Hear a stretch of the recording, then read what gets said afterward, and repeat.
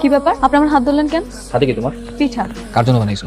সাসি খাইতে চাইছিল এই জন্য সাসিলে গান। সবার জন্য পিঠা বানাইছো, আমার পিঠা কই? আপনার কি আমার আলাদা করে দাম লাগবে? সাসির কাছে দিমু, সাসির কাছে পিঠা খাইবো। তুমি পিঠা না দিলে তো আমি খাবো না। আপনি না খাইলেও না বাড়িতে আরো লোক আছে, তারা খাইবো। এই ফারাজ ফারাজ এদিকে আয়। এই যে দেখ ঈশা আমার জন্য পিঠা বানিয়ে নিয়ে আসছে, খা। তোমার জন্য আনছে না মা, তুমি খাও। এতগুলো পিঠা আমি একা খেতে পারবো? আমি ছাড়াও মা এই বাড়িতে অনেক মানুষ আছে, তারাই খাবে। এই কি আপনি দৌড়া দৌড়া দিকটা কই যেতেছেন? তোমার কাছে? মাত্র 3 দিনের পরিচয় আমগো, তাতেই এত? আচ্ছা, তোমার কি বয়ফ্রেন্ড আছে? আমার বয়ফ্রেন্ড আছে কি না কাদি আপনি? এমনি জানতে চাইলাম আর কি, জানতে ইচ্ছে হলো তাই। না আমার বয়ফ্রেন্ড নেই, আমি যাই। শহরের কত মেয়ে এক চটকিতে পড়াই ফেললাম, তো সেই গ্রামের মেয়ে কত ভাব। আসসালামু আলাইকুম তালুকদার সাহেব। ওয়ালাইকুম আসসালাম। আসছো? মালের ট্রাক আসছিল তো, আসতে বেশ দেরি হয়ে ফেলাইছে।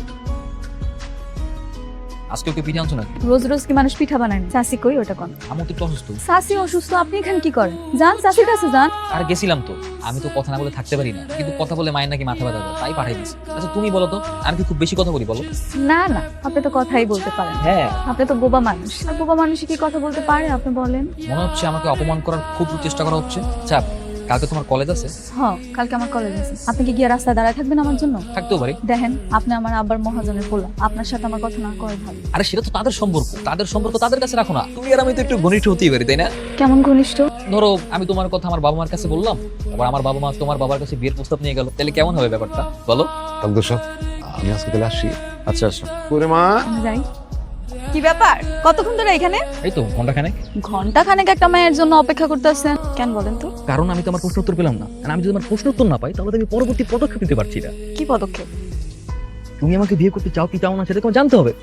ধরো আমার বাবা মা তোমাদের বাড়িতে বিয়ের প্রস্তাব নিয়ে গেল, এখন তুমি যদি আমাকে বলো আমাকে পছন্দ করো না, তাহলে ব্যাপারটা কেমন হয়ে যাবে? তাই আগে থেকেই মতামত জানতে চাই। সব কথাকে মুখ ফুটা করা লাগে, কিছু কথা বুঝেন তো।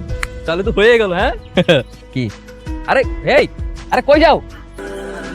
আম্মা, তালুকদার সাহেবের পোলা ওই ফারাজ বাবাজির সাথে কি একটু দেখা সাক্ষাৎ হয় নাকি? হ্যাঁ আব্বা। আমরা তো গরিব মানুষ, তার হইতেছে বড় লোক, দেখা সাক্ষাতের বিষয়টা একটু বুঝে শোনা করলে ভালো। বাবা, তোর আঙ্কেল আন্টি আর ওনাদের মেয়ে, এখন তুই বল যে এই বিয়েতে তুই রাজি আছিস কিনা? বিয়ের পরে একেবারে সোজা আমেরিকা। আমার কোনো আপত্তি নেই।